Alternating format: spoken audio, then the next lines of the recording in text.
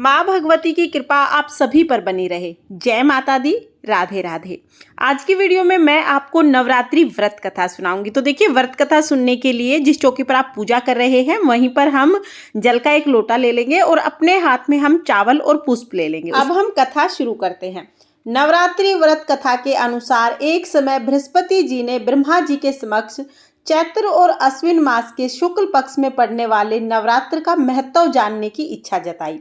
उन्होंने कहा कि इस व्रत का क्या फल है, इसे किस प्रकार किया जाता है, सबसे पहले इस व्रत को किसने किया, ये सब विस्तार से कहिए।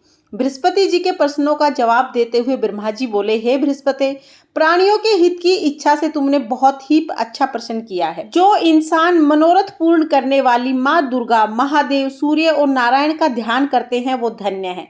यह नवरात्र व्रत संपूर्ण कामनाओं को पूर्ण करने वाला है।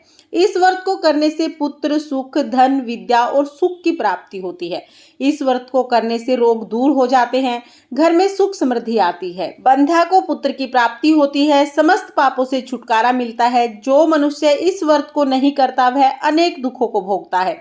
यदि व्रत करने वाला मनुष्य सारा दिन उपवास ना कर सके तो एक समय भोजन करे। नवरात्र में 9 दिन तक नवरात्रि व्रत कथा सुने। हे बृहस्पति, जिसने सबसे पहले यह व्रत किया, अब मैं तुम्हें उसकी कथा सुनाता हूँ। ब्रह्मा जी बोले, प्राचीन काल में मनोहर नगर में पीठत नाम का एक अनाथ ब्राह्मण रहता था। वह माँ दुर्गा का भगत था। उसे संपूर्ण सद्गुणों से युक्त सुमति नाम की एक अत्यंत सुंदर कन्या उत्पन्न हुई। वह कन्या अपने पिता के घर में सहेलियों के साथ क्रीड़ा करते हुए इस प्रकार बढ़ने लगी जैसे शुक्ल पक्ष में चंद्रमा की कला बढ़ती है। उसका पिता प्रतिदिन जब दुर्गा माँ की पूजा करता और होम करता, वह उस समय नियम से वहां पर उपस्थित रहती। एक दिन सुमति भगवती माँ की पूजा में उपस्थित नहीं हुई। उसके पिता को पुत्री की ऐसी असावधानी देखकर बहुत क्रोध आया और वह पुत्री से कहने लगा, अरे दुष्ट पुत्री, आज तूने भगवती माँ का पूजन नहीं किया, इस कारण मैं किसी कुष्ठ रोगी और दरिद्र मनुष्य से तेरा विवाह करूंगा। पिता की बात सुनकर सुमति को बहुत दुख हुआ और पिता से कहने लगी, हे पिता, मैं आपकी कन्या हूँ तथा सब तरह से आपके अधीन हूँ। जैसी आपकी इच्छा हो वैसे ही करो, चाहे राजा से, चाहे कुष्ठी से, चाहे दरिद्र से, जिसके साथ चाहो आप मेरा विवाह कर सकते हो, पर होगा वही जो मेरे भाग्य में लिखा होगा, क्योंकि कर्म करना मनुष्य के अधीन है, फल देना ईश्वर के अधीन है। कन्या की निर्भयता पूर्ण ये बातें सुनकर ब्राह्मण को बहुत क्रोध आया। अपनी कन्या का विवाह उसने एक कुष्ठी के साथ कर दिया और अत्यंत क्रोधित हो पुत्री को कहने लगे कि हे पुत्री, अपने कर्मों का फल भोगो, देखें भाग्य के भरोसे रहकर क्या करती हो। पिता के ऐसे कटु वचन सुनकर सुमति मन में विचार करने लगी, अहो मेरा बड़ा दुर्भाग्य, जिससे मुझे ऐसा पति मिला।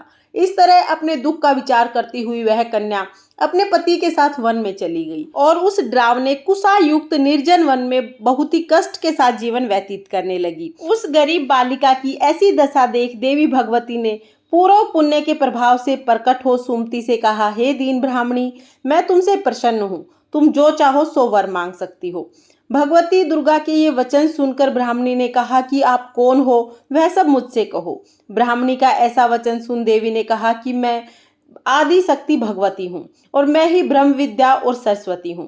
प्रसन्न हो, मैं प्राणियों के दुख दूर करके उन्हें सुख प्रदान करती हूँ। हे ब्राह्मणी, मैं तुझसे तेरे पूर्व जन्म के पुण्य प्रभाव से प्रसन्न हूँ। तुम्हारे पूर्व जन्म का वृतांत सुनाती हूँ, सुनो।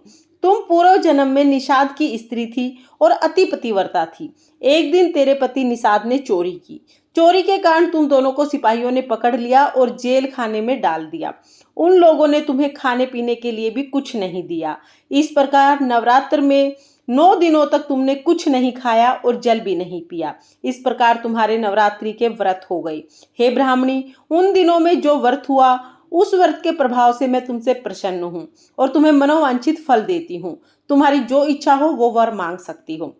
इस प्रकार दुर्गा के वचन सुन ब्राह्मणी बोली, अगर आप मुझसे प्रसन्न हैं तो हे दुर्गे, मैं आपको प्रणाम करती हूँ। आप कृपा करके मेरे पति का कोढ़ दूर कर दीजिए। देवी ने कहा, उन दिनों जो तुमने व्रत किया था उस व्रत का एक दिन का पुण्य फल अपने पति के कोढ़ को दूर करने के लिए अर्पित करो। उस पुण्य फल के प्रभाव से तुम्हारा पति ठीक हो जाएगा। इस प्रकार देवी के वचन सुन ब्राह्मणी प्रसन्न हुई और पति को निरोग करने की इच्छा से जब उसने ठीक है ऐसा वचन कहा, तब उसके पति का शरीर भगवती माँ की कृपा से कुष्ठ रोग से रहित हो गया। जब ब्राह्मणी ने अपने पति को देखा तो माँ की स्तुति करने लगी और कहने लगी, हे दुर्गे, आप दुर्गति को दूर करने वाली हो, तीनों लोकों का संताप हरने वाली हो, समस्त दुखों को दूर करने वाली हो, रोगी मनुष्य के रोग को दूर करने वाली हो, प्रसन्न हो मनवांछित फल देने वाली हो और दुष्टों का नाश करने वाली हो। हे जगत माता, हे अम्बे, मुझे निरापराध अबला को मेरे पिता ने कुष्ठी मनुष्य के साथ विवाह करके घर से निकाल दिया। पिता से तिरस्कृत निर्जन वन में विचरण कर रही हूँ। आपने मेरा इस विपदा से उद्धार किया है। हे देवी, मैं आपको प्रणाम करती हूँ, मेरी रक्षा करो। उस ब्राह्मणी की ऐसी स्तुति सुनकर माँ बहुत प्रसन्न हुई और ब्राह्मणी से कहा, ब्राह्मणी, तेरे उदाल्य नाम का एक अति बुद्धिवान, धनवान, कीर्तिवान पुत्र शीघ्र उत्पन्न होगा। ऐसा वर देकर देवी ने ब्राह्मणी से फिर कहा, और जो कुछ तुम्हारी इच्छा है तुम मांग लो। सुमति ने कहा, हे भगवती दुर्गे, आप मुझ पर प्रसन्न है तो कृपा मुझे नवरात्र व्रत करने की विधि विस्तार पूर्वक बताइए। ब्राह्मणी के वचन सुन माँ दुर्गा ने कहा, हे ब्राह्मणी, मैं तुम्हें संपूर्ण पापों को दूर करने वाले नवरात्र व्रत की विधि बताती हूँ। चैत्र और अश्विन मास की प्रतिपदा से 9वीं तक व्रत करें। यदि दिन भर का व्रत ना कर सके तो एक समय भोजन करें। शुभ मुहूर्त में घट स्थापना करें और वाटिका बनाकर प्रतिदिन जल सींचें।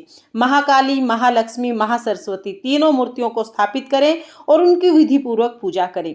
बिजोरे के फल से अर्घ देने से रूप की प्राप्ति होती है। जायफल से अर्घ देने से कीर्ति की, दाग से कार्य की सिद्धि होती है और आंवले से सुख की प्राप्ति होती है। केले से अर्घ देने से आभूषणों की प्राप्ति होती है। इस प्रकार पुष्पों व फूलों से अर्घ देकर व्रत समाप्त करके 9वें दिन विधि विधान से हवन करें।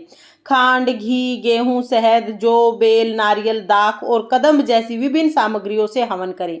आंवले से कीर्ति और केले से पुत्र की प्राप्ति होती है। कमल से राज सम्मान और दाखों से संपदा की प्राप्ति होती है। खांड, घी, नारियल, शहद, जौ, तिल तथा फलों से होम करने से मनोवांछित फल की प्राप्ति होती है। व्रत करने वाला मनुष्य इस विधि विधान से होम कर आचार्य को अत्यंत नम्रता से प्रणाम करे और यज्ञ की सिद्धि के लिए उसे दक्षिणा दे।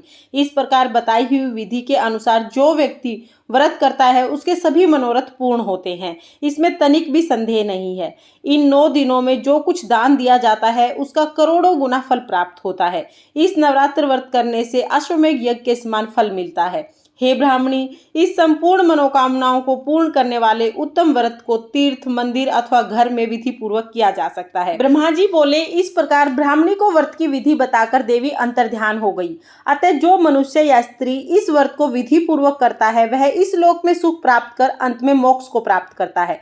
ब्रह्मा जी बृहस्पति से कहते हैं कि यह दुर्लभ व्रत का महात्म्य है जो मैंने आपको बताया। ऐसा सुन बृहस्पति जी आनंद से प्रफुल्लित हो गए और कहने लगे कि हे महाभाग, आपने मुझ पर अति कृपा की है, मुझे इस व्रत का महत्व सुनाया है। ब्रह्मा जी बोले कि हे बृहस्पति, यह देवी भगवती संपूर्ण लोकों का पालन करने वाली है। इस महादेवी के प्रभाव को कौन नहीं जानता है। बोलो माँ भगवती की जय। हे माँ भगवती, जैसे आपने ब्राह्मण की कन्या पर अपनी कृपा दृष्टि बनाई वैसे ही इस कहानी को कहते सुनते हुकारा भरते सब पर अपनी कृपा दृष्टि बनाए रखना और सबके सभी दुखों को दूर करना। इस तरह से नवरात्र व्रत कथा पूर्ण होती है। व्रत कथा सुनने के बाद जो हाथ में आपने चावल और फूल लिए हैं वो माता के चरणों में हम समर्पित कर देंगे। तो इस तरह से हमारी कथा पूर्ण हो जाएगी। नवरात्रि में पूरे 9 दिनों तक जब आप सुबह पूजा करें तो नवरात्रि व्रत कथा जरूर सुने। फ्रेंड्स, नवरात्रि व्रत कथा अगर आपको पसंद आई हो और अगर ये वीडियो आपके लिए यूजफुल हो तो प्लीज़ वीडियो को लाइक करें और हम महिलाएं घर में तीज त्योहार कैसे करते हैं ये देखने के लिए मेरे चैनल को सब्सक्राइब करें। तो फिर मिलते हैं किसी और वीडियो के साथ। माँ भगवती की कृपा आप सभी पर बनी रहे। जय माता दी। राधे राधे।